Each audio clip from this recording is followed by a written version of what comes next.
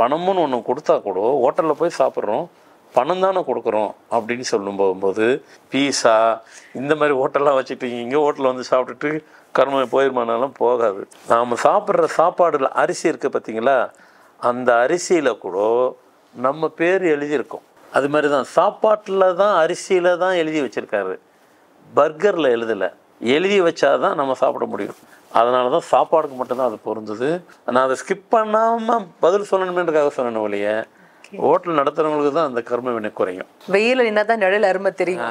அதனால் சாப்பாட்டில் சாப்பிட்றவங்களுக்கு குறையும்னு நான் சொல்லவே இல்லை. அதுக்கு தான் நான் இன்னும் நான் வெஜிடேரியனுக்கு அது பொருந்தாதுன்னு சொன்னேன். அதுக்குள்ளே நம்ம போக விரும்பலை, அது வேண்டாம். அது மறுக்கப்படாத உண்மை. அதுக்கு தான் இப்படி சொன்னேன். நீங்கள் சாப்பாடு கட்டிட்டு இன்றைக்கி வீட்டுக்கு கொண்டு போனால் கூட உங்களுக்குன்னு எழுதப்பட்டாதான் நீங்கள் சாப்பிடுவீங்க. அந்த சீக்கிரட்டை நாம் இப்போ சொல்கிறோம். ஒருவேளை அதை நடத்திட்டு இருக்கிறவங்க பார்த்தாங்கன்னாக்கா சந்தோஷப்படுவாங்க.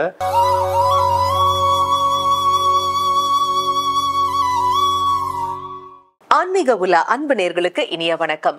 வாழ்க்கையில எந்த பிரச்சனை நம்ம ஒரு ஜோதிடரை போய் பார்த்தாலும் அவங்க சொல்லக்கூடிய ஒரே ஒரு பதில் என்னன்னா கர்மா.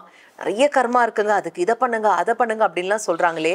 இன்னும் சிலர் பாத்தீங்கன்னாக்கா இந்த கர்மா அப்படிங்கிற ஒரு மிகப்பெரிய விஷயத்த உடைக்கக்கூடிய வல்லமை படைத்தது உணவகங்கள், ஹோட்டல்ஸ் அப்படின்னு சொல்றாங்களே. இதெல்லாம் உண்மைதானா?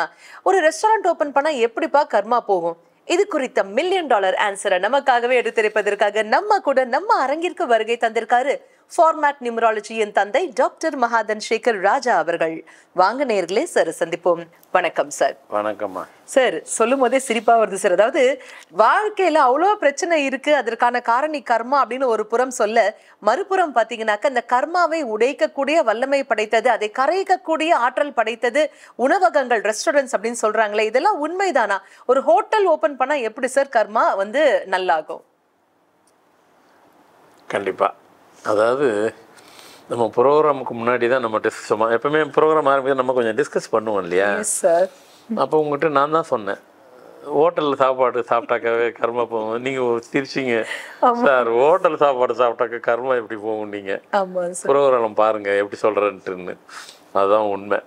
ஏன்னு கேட்டாக்கா கர்மா போகிறதுக்கு வர்றதுக்கு 1000 காரணம் இருந்துச்சு பாருங்க. ஆனால் போகிறதுக்கும் 1000 காரணம் இருக்கலாம்னு நினைக்காதீங்க. ஒரு சில காரணம் தான் இருக்குது. நம்ம ஒவ்வொரு இடத்துலையும் அது கொடுத்துக்கிட்டு தான் வரோம். அதே நேரத்தில் ஹோட்டல் நடத்துகிறோம் பாருங்கள், அது கூட ஒரு வகையில் போகிறதுக்கு வாய்ப்பு இருக்குது. அதுதான் எப்படின்னு கேட்க வந்தீங்க. நான் ப்ரோக்ராம் நம்ம சொல்கிறேன்னு சொல்லிட்டேன். எஸ் சார், நம்ம தான தர்மம் ஒன்றும் பண்ணல. ஹோட்டல் வைக்கிறான்னா அதுக்கேற்ற ப்ரைஸ் போடுறாங்க, நம்ம பே பண்ணி தானே சாப்பிட்றோம். அந்த கான்செப்ட்ல எங்கேருந்து கர்மா கரையும் சார்? கரெக்டு. இங்கேருந்து கூட நம்ம அமெரிக்காவுக்கு போகிறோம், போயிட்டு 15 மணி நேரத்தில் போகிறோம் அப்படின்னு வச்சுக்கிறேங்க. 18 மணி நேரம் போகிறோம், 20 மணி நேரத்தில் போகிறோம். போகிறதுக்கு உண்டான ட்ராவலிங் சார்ஜ் கொடுக்கத்தான் செய்கிறோம். Yes sir.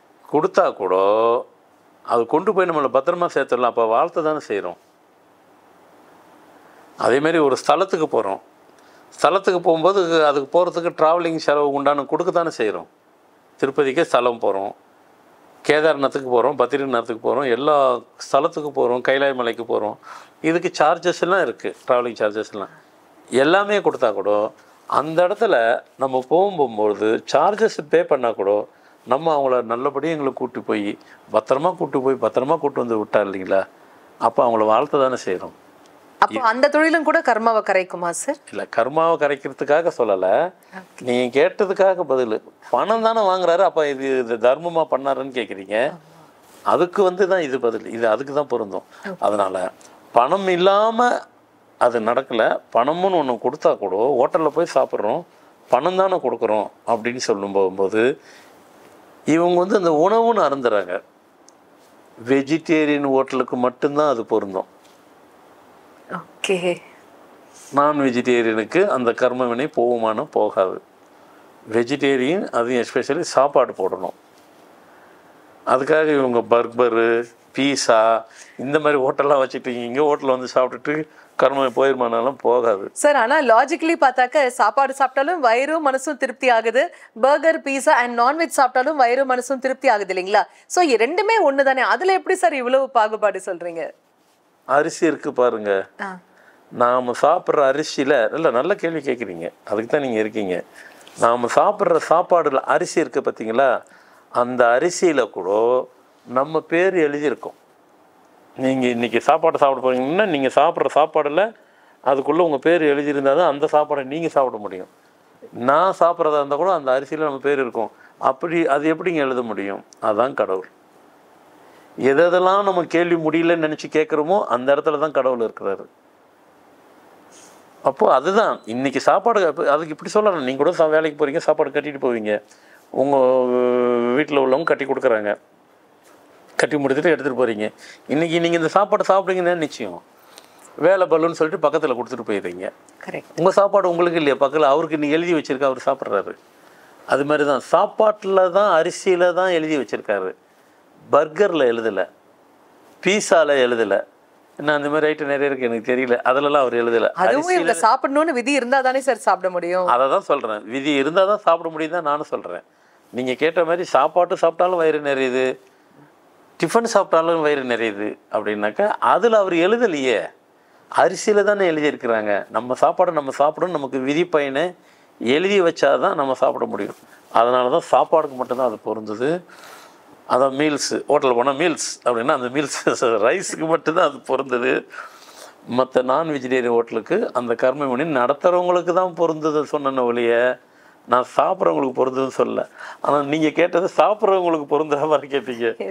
சாப்பிட்றவங்களுக்கு அது சம்மந்தம் கிடையாது. அது நீங்கள் கேட்குற கேள்விக்கு நான் அதை ஸ்கிப் பண்ணாமல் பதில் சொல்லணுமேன்றதுக்காக சொன்னேன் ஒழிய ஹோட்டல் நடத்துகிறவங்களுக்கு தான் அந்த கர்ம வினை குறையும்.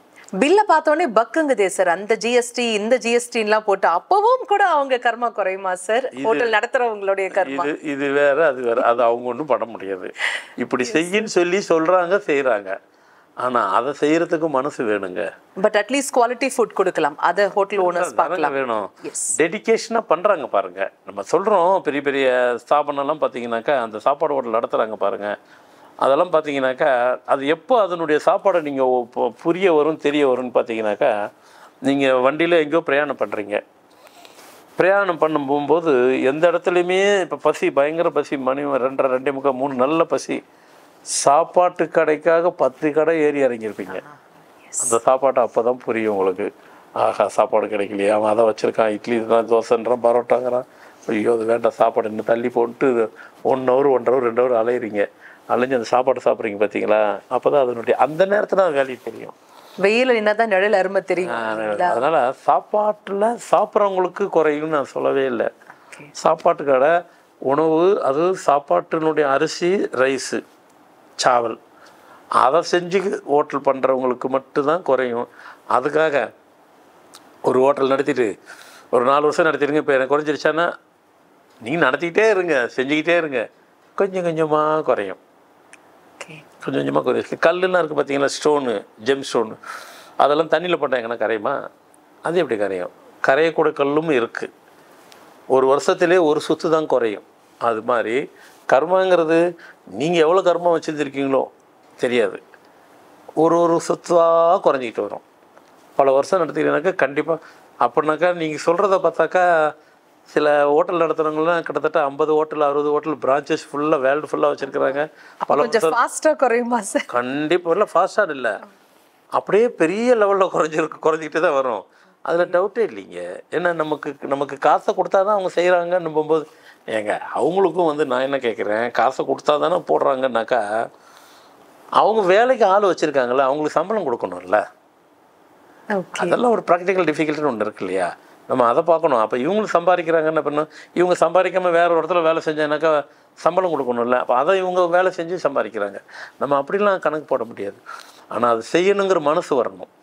அதை செய்யணுங்கிறது பிரச்சனை இருக்குது. நம்ம சாப்பாடு போடுறோம், வயிறு நிறைய சாப்பாடு போடணும், வயிறார சாப்பாடு போடணும் அப்படிங்கிறது வரும்போது இந்த இதுக்கு தான் அது பொருந்துது. அதுக்கு தான் நான் இன்னும் நான் வெஜிடேரியனுக்கு அது பொருந்தாதுன்னு சொன்னேன். அதுக்குள்ளே நம்ம போக விரும்பலை, அது வேண்டாம், அது இதுக்கு தான் பொருந்தும். அதை தவிர இந்த டிஃபன் கடை, அந்த கடை, அதுக்கெல்லாம் பொருந்தாது. அதுக்கு காரணமும் சொல்லிட்டேன். ஏன்னா அரிசியிலே தான் எழுதியிருக்கு. இன்றைக்கி சாப்பாடு நீங்கள் சாப்பிட்ணுன்னா உங்களுக்காக எழுதப்பட்டது, நீங்கள் தான் சாப்பிட முடியும். உங்களுக்கு எழுதப்படலைன்னா நீங்கள் சாப்பிட முடியாது.